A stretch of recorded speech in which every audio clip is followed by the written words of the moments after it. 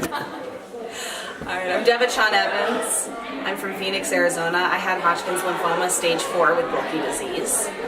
I guess my biggest emotional problems I had through treatment was more frustration. I wasn't one of those people where I had any disbelief. I was told I had cancer. I was relatively okay with it, but I was very frustrated because I had just started a new job. I had just gotten all these things in my life that I had wanted, and it all had to be put on hold.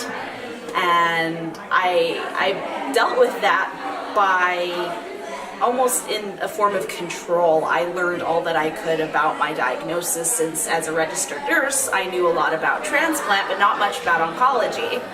And I learned all about lymphoma. I learned about the treatment I was getting, what my options were, what the different stages meant, what bulky disease meant, and even just managing side effects. It kind of became, my thing was just research driven.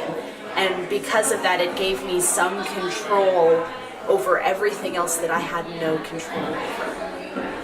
The other biggest thing was my family. My mom, who I'm her financial caregiver because she can't work, but she became my physical and emotional caregiver through treatment. And the fact that I had someone that was so understanding and knew me so well is the biggest reason why I was able to get through it. She could tell when I was upset, and when I told her what the problem was, she could totally understand where I was coming from because she practically raised me.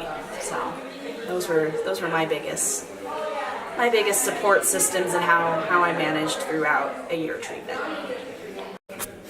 There needs to be more attention to the young adult population. So you either get thrown into pediatrics, where you're the oldest one there and a total oddball, or like in my case where I was treated at Mayo Clinic, I would show up for chemo and be the only person my age, and it was really freaky, and I don't even think my doctors understood where I came from. Like when I brought up fertility treatment, they were like, oh, I guess we're talking about this. I'm like, well, I'm 24. We should be talking about this. There needs to be almost a facility or a group of physicians within a facility that specializes in the needs of young adults. The social worker didn't know what I really needed. Palliative medicine really didn't know what I needed, and my own doctors really didn't even know what I needed. I had to ask myself and be brave enough to point out, hey, I want to know about fertility options. Hey, well, what about my job, my work? Like, I just started a new job. Like, that's typical for all of us.